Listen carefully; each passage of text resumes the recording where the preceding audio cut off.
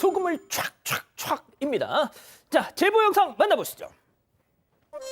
자, 바가지를 들고 나온 남성 집 앞 여기저기에 자 소금을 촥촥 뿌려댑니다. 와우, 잡기야 물러거라, 싹 다 물러거라라고 하듯이 말이죠. 뭐라고 하듯이 막 하면서 콱콱콱 뿌려요. 탈탈 털고는 돌아가는데 일 줄 알았지 다시 나왔지롱. 소금 풀 충전해서 컴백했습니다. 이번엔 불박 차량 뒤로 돌면서 소금을 촥촥 이게 뭔가 샤머니즘적이기도 하고 계속 저렇게 뿌려대던 저 왕소금 그 비용을 감당할 수 있을지도 걱정이 되고 말이죠. 네, 제보자는 서울 송파구에 사는 60대 남성인데요. 일주일 전부터 차량 주변에서 소금 무더기를 발견을 했습니다. 블랙박스를 발견해 보니까 아랫집에 사는 남성이 소금을 담은 바가지를 가져와서 이렇게 추합 주변에 뿌린 건데요. 그런데 이게 지난 일주일 동안 무려 4~5번이나 반복이 됐다고 합니다. 제보자는 아랫집 남성이 왜 이런 행동을 한 건지는 알 수 없지만 우리나라에서는 소금을 뿌리는 게 약간 좀 부정한 기운을 쫓는다거나 알 수 없는 미신 등이 있잖아요. 그래서 정말 기분이 찝찝하다고 전했습니다. 그러니까요. 자, 그런데 바로 아랫집 남성이면 아저씨 왜 이러는 거예요? 라고 물으면 되잖아요. 제보자분이 아랫집 남성분하고 말을 섞기가 싫다고 하십니다. 사실 이 두 사람이 한 10년 넘게 아는 사이였다고 하는데 1년 정도 전부터 층간소음을 주장을 하면서 아랫집 남자분이 계속해서 항의를 하고 있다 합니다. 사실 어떻게 보면 소음이 날 만한 행동을 하지 않았다고 그렇게 말해도 전혀 안 듣고 있더니 이런 행동을 시작하니까 이제 제보자분은 혹시 뭐 좀 안 좋은 얘기, 뭐 저주라도 거는 거 아니냐 걱정이라고 하시는데 사실 이게 모르겠어요. 짐작컨대 그런 어떤 마음을 먹고 있을지 모르는데 법률 용어로 불능범이라고 하거든요. 이런 경우는. 네? 불능범이라고 아무리 마음속으로 나쁜 생각을 품고 있다고 할지라도 소금 뿌리는 걸로 처벌할 수는 없어요. 이런 거는 집에서 막 누구 이름 써놓고 저주한다 그래도 그 사람을 처벌 못하는 거거든요. 근데 물론 차에 직접적으로 막 소금을 뿌린다거나 더 심한 행동을 하면 이제 재물손괴 같은 게 갈 수도 있습니다. 그렇군요. 좀 이상하네요. 좋습니다. 다음 이어가죠. 빗나간 골프 사랑입니다. 자, 요즘 엉뚱한 장소에서 골프하는 분들 제보가 유독 많이 옵니다. 만나보시죠. 저 멀리 공원 통로에 서 있는 저 남성 냅다 골프채를 휙 다시 휙. 자, 스윙 연습에 열중인데요. 사람이 있건 없건 거침없이 휙입니다. 자, 이걸 촬영하고 계셨던 제보자 저 양반이 날린 골프공에 맞을 뻔하셨다고 해요. 네, 저희가 이 공원에서 골프 연습하는 거 여러 번 전해드렸는데 그때마다 사람이 다치면 어떡하냐라는 얘기를 했었어요. 그런데 이번에는 경남 통영의 한 공원에서 있었던 일이고요. 제보자 바로 앞에서 공이 떨어졌다고 합니다. 그러니까 정말 맞을 수 있었던 거고 골프본 정말 잘못 맞으면 큰일 납니다. 뭐 코뼈 뭐 부러지는 거는 뭐 기본이고요. 뭐 눈도 굉장히 위험한데 이렇게 바로 앞에서 골프병이 떨어졌는데도 불구하고 와서 미안해요. 이렇게 하고 그냥 가더라는 거예요. 그래서 한 바퀴 돌고 다시 왔는데 또 골프 연습을 하고 있더라는 겁니다. 그래서 이제 따졌대요. 여기서 이렇게 골프 연습을 하면 어떡하냐 그랬더니 도리어 그럼 난 어디 가서 운동하라는 얘기냐라고 얘기하면서 윽박을 지르더라는 겁니다. 어디 가냐고요? 네, 말도 안 되는 얘기를 한 거죠. 그래서 나중에도 이제 같은 공원에서 골프 치는 걸 여러 번 봤고 그래서 이제 지역 커뮤니티에 이 사실을 공유했더니 많은 주민들이 나도 봤다, 나도 위험했다 뭐 이런 식으로 올렸어요. 경찰에 신고했는데도 해결되지 않아서 속상하다고 하시면서 개선이 필요해 보인다 하시면서 제보하셨습니다. 그렇군요. 역시 제보 영상 만나보시죠. 자, 골대 앞에서 누군가 서 있는데요. 자세를 잡는 폼이 혹시 축구공 차려고가 아니라 그렇습니다. 골프공을 때리려고. 아니 축구장에서 뜬금없이 골프 연습을 왜 하고 있는 건데. 저 인조잔지 저거 파이면은 저거 돈 많이 들어. 자, 박 변호사님. 네. 솔직하게 말씀해 주십시오. 저 양반 지금 폼 어떻습니까? 솔직히 말씀드리면 폼은 나쁘진 않네요. 이런 말씀 드리기 좀 죄송한데 두 다리가 딱 고정되어 있는 것은 괜찮습니다. 좀 잘 치시는 분이군요. 잘 치면 잘 칠수록 저런 데 가서 치면 안 되는 거거든요. 맞아. 왜냐하면 축구장이에요. 축구장은 뭐 하라? 축구하는 곳이죠. 그리고 잔디를 훼손시킬 수가 있습니다. 골프는 이게 치면서 훼손이 되거든요. 그래서 몰라 저 모습만 좋을 수도 있고 골프 연습장도 있고요. 옆에 스크린 골프장도 있고 할 데가 너무나 많습니다. 그러니까. 왜 저기서 합니까? 저렇게 하면 안 됩니다. 근데 폼은 나쁘진 않습니다. 좋습니다. 자, 다음 이어갈게요. 문콕하더니 점점점. 충격적인 제보 영상 바로 만나보시죠. 자, 주차된 차량 사이로 비집고 들어가는 저 남성. 자, 이제 운전석 문을 열고 하는데 쾅! 옆차 조수석 문에 그대로 쿵! 자, 정작 그런데 자, 왜 문을 닫어? 자, 운전석 안 타요. 그러더니 반대편으로 갑니다. 그러더니 탔네. 자, 잠시 아이고 세상에 창문 내리고 아이고 세상에 침을 뱉고 그대로 출발해요. 양 변호사님, 자기가 문콕하고 자기가 침 뱉고 뭐 이런 경우가 다 있어요. 그러게요. 저거는 지난 5일 수원의 한 건물 주차장이었다고 합니다. 이 제보해주신 분이 30대 남성이고요. 병원 다녀오는 길이었다고 하는데 일단 저기 주차장이 좁긴 좁았나 봐요. 근데 어쨌든 주차선 안에 주차를 했는데 이렇게 병원을 빠져나오는 길에 사이드미러를 보니까 이게 길게 뭐가 이렇게 침이 묻어 있었다라는 거죠. 놀라가지고 공원 주차장에 잠깐 이제 공터에 세워놓고 보니까 침 자국이 있었다라는 거고 문콕까지 돼 있었다라고 합니다. 그래서 블랙박스를 확인해 봤더니 저 장면이 찍혀 있었던 거고요.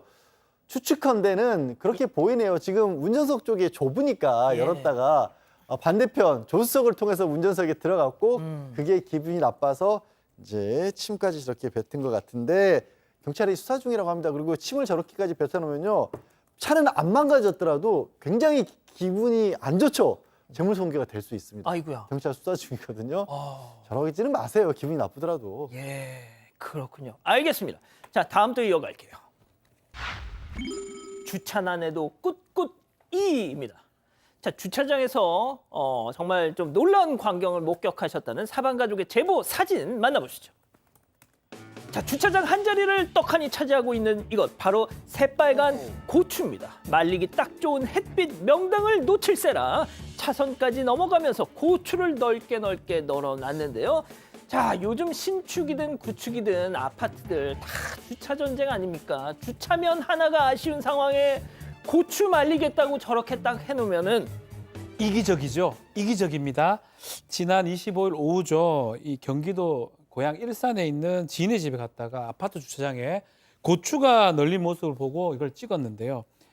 저거 말고는 다 주차 차량이 들어가 있는 겁니다. 예전에도 작년 7월인가요? 같은 걸 보내준 게 있는데 이때는 또 빨래가 또 널린 적이 있었다고 하네요. 요 아파트 비슷한.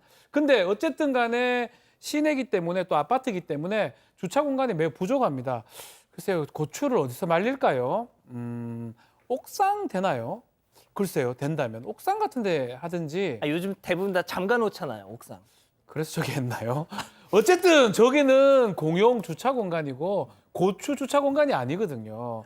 문제가 되어 보이고 매우 이기적인 것 같아요. 내 차 한 대 뭐 이렇게 얘기할 수도 있지만 어쨌든 보는 사람도 불편하고 아마 문제가 좀 될 것 같아요. 뭐 저걸 법률 위반이다 하기는 어렵지만 뭔가 문제가 돼 보이고 그것이 좀 이상했기 때문에 사진을 찍어서 보내준 것이라 보입니다. 그러니까 말이죠. 좋습니다. 마지막 사연으로 가보죠. 양육비 전쟁입니다. 자, 집단지성의 판단을 받아보고 싶으시다면서 카톡을 주셨어요. 네, 이혼한 전 남편과 양육비를 두고 다투고 있다는 사연입니다. 사연자는 성인인 두 자녀 그리고 중학생인 막내딸이 있는데요. 8년 전 사연자는 가정폭력을 견디지 못하고 전 남편에게 이혼 소송을 걸었고 승소를 했습니다. 이후 사연자가 막내딸에 대한 양육권을 가졌고요. 매달 양육비 50만 원을 받기로 했는데 잘 받지 못해서 급여 압류까지 한 적도 있었다고 합니다. 그러다가 다시 학원비로 30만 원 정도를 받았다고 하는데요. 하지만 딸이 학원을 다녔다가 안 다녔다가 이러면서 제대로 지급을 못 받았고 최근에 다시 보내달라고 연락을 했습니다. 그런데도 소식이 없었는데 알고 보니까 남편이 딸에게 연락을 해서 직접 주고 있었고 엄마한테 이야기하지 말라고 입단속을 시켰다고 합니다. 딸은 이후 본인 양육비라는 사실에 혼자서 그 50만 원을 다 쓰고 있었던 건데요. 사연자는 본인에게 보내달라고 따졌지만 전 남편은 딸에게 주는 돈인데 직접 줘도 상관없다 이렇게 큰 소리를 쳤다고 합니다. 사연자는 양육비로 8년 동안 괴롭히고 있는 게 너무 화가 나고 사연자가 받을 수 없다는 게 정말 답답하다고 합니다. 그래서 직접 받는 거 포기를 해야 되는 건지 사연을 보내왔습니다. 그렇군요. 좋습니다. 기다리고 기다리셨던 부처 핸즈업 타임 6천여 분의 우리 가족 여러분들 함께하고 계신데요. 채팅창에 X로 함께 참여해 보시죠. 먼저 사연자 전 아내입니다. 야, 양지열, 너 진짜 끝까지 이렇게 치사하게 나올 거야, 너? 꼴랑 돈 몇 푼 때문에 딸내미랑 둘이서 짜고 날 왕따를 만들어? 네가 그 돈 주면 내가 다혜한테 쓰지, 아무렴 나 입고 먹고 한 데 쓰겠니? 그리고 이 어린 것한테 돈을 그렇게 많이 주면 응? 대책 없이 다 써버리잖아. 넌 도대체 생각이라는 게 있는 인간이니, 동그라미? 아닙니다. 더 들어보세요. 다음은 전 남편이에요. 이 여자가 진짜 큰일 날 소리 하고 있네요. 아니, 누가 보면 양육비 떼어먹는 배드파더인 줄 알겠어. 여보세요, 아주머니. 저는 그쪽하고 돈 거래하고 싶지 않습니다. 다혜 양육비 달라고 해서 다혜한테 직접 줬고, 네 엄마한테 뺏기지 말고 그 돈으로 학원도 가고 떡볶이도 사 먹고 알아서 해 한 건데, 아이 그래서 다혜도 응 아빠 한 건데, 아이 왜 나를 욕해? 왜 X. 자, 양 변호사님부터 달려보겠습니다. 이거는 사실 뭐 의견이 아니라 법으로 정해져 있는 거예요. 부부가 배우자가 이제 갈라서고 나서 양육의 의무는 이혼을 하더라도 여전히 유지가 되거든요. 미성년 자녀의 경우에는. 대신에 어머니가 양육권을 가지고 있기 때문에 양육비를 어머니에게 지급하기로, 아내에게 지급하기로, 전 아내에게 그렇게 약속을 한 겁니다. 그러니까 그 돈은 이 전 배우자에게 주는 게 맞고요. 이 양육권을 가지고 있다는 건 그 아이의 재산 관리권 자체가 양육권을 가진 쪽이 있다는 거예요. 그러니까 이 약속 자체도 두 사람 사이에 이루어진 거고, 이 금액 자체도 이 양육권을 가진 쪽에게 금액을 준 다음에 그걸 가지고 아이를 이렇게 돌보도록 하는 거지, 이거 네 넣어줄 돈이야라고 생각하시는 게 양육비가 아니에요. 저 남편분이 굉장히 잘못 알고 계신 겁니다. 그렇군요. 자, 교수님. 네, 지금 아이가 셋이잖아요. 성인이 된 두 자녀와 중학생이 된 하나 아이가 있으면 사실 양육비 50만 원 주는 것도 너무 저는 적다라고 생각해요. 그런데 그 50만 원도 제대로 주지 않고 꼼수를 피워서 아이한테 30만 원만 주겠다, 뭐 50만 원 줬다 안 줬다 하는 거고, 이건 당연한 이 아이를 키우는 어머니의 권리인데 이걸 가지고 싸울 일을 갖지는 않아요. 이건 당연히 받아야 하고, 사실 양육비도 따로 주고 너무 큰 아이들이 있기 때문에 사실 아이들 학비나 용돈도 저는 더 줘야 된다라고 생각을 하기 때문에 이거는 그냥 당연히 어머님 편을 들어드릴 수밖에 없습니다. 그렇군요. 아니, 박 변호사님 뭘 그렇게 열심히 쓰세요? 그 늦둥이 딸이 이제 있고 성인이 있기 때문에 늦둥이 딸이니까 그렇게 좋나 이렇게 이해를 해보려고 제가 지금 낙서를 해봤습니다. 진짜? 늦둥이 딸 계속 쓰고 있는데 별로 중요한 거 아니었군요. 예, 저게. 그럼에도 불구하고 양육비라는 건요. 중요한 거 쓰신 줄 알고. 딸한테 바로 가는 게 아니고 양육하는 사람한테 가는 걸 말하는 겁니다. 그렇기 때문에 아내한테 주는 게 맞고요.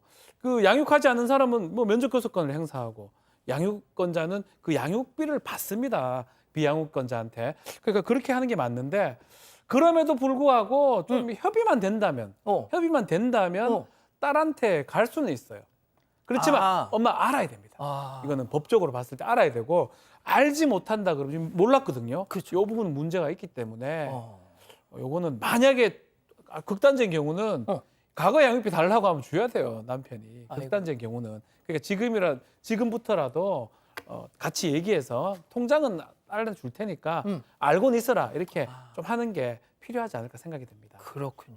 자, 우리 가족 여러분들은 뭐라고 하실까요? 네, 행복이 꽃피는 집님, 당연히 엄마에게 양육비를 지급해야지 왜 딸한테 주나요? 라고 하셨고요. 장정한님, 양육비라는 뜻을 모르네요? 라고 하셨습니다. 하지만 바른사람님은 나쁜 아빠들 많습니다. 딸한테라도 보내면 그냥 받으세요. 이런 의견도 있었습니다. 자, 뭐 또 이 의견에 대한 말씀 하나? 그러니까 저는 사실 이것 때문에 사실 계속 딸을 적어봤거든요. 양육비를 실제로 재판을 뭐 아니면 협의 이혼하면서 정해놓고도 안 주는 경우가 진짜 많습니다. 그래서 양육비 뭐 이행 소송이라든지 이행원도 있고 관리원도 있는데, 그래서 배드파더스 이런 게 있었지 않습니까? 실제로 저희가 실무를 하다 보면 그런 경우가 너무 많기 때문에 조금만 융통성을 가져가지고 엄마가 알게 하고 양육비를 지급하는 아빠의 모습, 그 부분은 나쁘진 않다. 그 부분 나쁘지 않다. 아빠 계속 주세요. 근데 그 말씀을 듣는 양 변호사님의 입 주름, 여기 실룩실룩 뭐 하실 말씀이 있으실 것 같아요. 진짜 그래요. 저도 뭐 그나마 주는 거 하는 거 하나까지는 좋은 것처럼 비춰줄 수 있는데, 저는 얄미운 생각이 들어요. 이 남편, 전 남편이 모르고 그러는 게 아니라 엄마와 딸 사이를 갈라놓으려고 하는 것 같아요. 이렇게 되면 갈등이 생길 수밖에 없지라고. 만약에 그런 생각을 하는 건 진짜 얄미운 행동이고요. 이거는 자신의 전 아내, 전 배우자에 대한 어떻게 보면 예의도 아니고 뿐더러 이렇게 해서 결국에 자기 딸이 괴로워지는 겁니다. 엄마하고 딸하고 갈라뜨려 놔가지고 뭐 어떻게 하겠다는 거예요. 그래서 뭐 돈이 여유가 있으니까 50만 원씩 보내겠지만 그 와중에 그런 생각을 했다라는 게 아우 헤어지기 잘했다 진짜 이 아내분 그 생각이 드네요. 뭐 저런 뭐 정치예요 어디 이렇게 갈라치기 하는 걸 하고 있어요. 아, 그러니까 교수님 진짜 그 엄마 입장에선 딸한테 되게 서운하잖아요. 요것이 엄마한테 지 애미한테 얘기도 안 하고 그냥 아빠랑 직거래를 했다. 서운하기도 하고 많이 걱정스럽죠. 사실은 중학생 아이가 50만 원을 그냥 엄마한테 얘기도 안 하고 쓴다는 게 뭐 좋은 일에 뭐 참고서 사서 받겠어요. 근데 여러 가지로 자기가 사고 싶은 건 막 쓰는 건데 엄마와의 관계도 안 좋아질 수 있고 아이의 어떤 교육 면에서도 좋지 않기 때문에 아빠가 잘못하는 거예요. 저는 이 아빠가 약간 이 엄마에 대한 반감으로 약간 골탕 먹이려고 하는 마음도 있는 것 같거든요. 하여튼 아빠는 아이를 우선으로 양육비는 아이를 위한 거잖아요. 두 분의 관계보다는 아이를 어떻게 잘 양육할 것인가를 좀 부모로서 먼저 생각했으면 좋겠습니다. 좋습니다.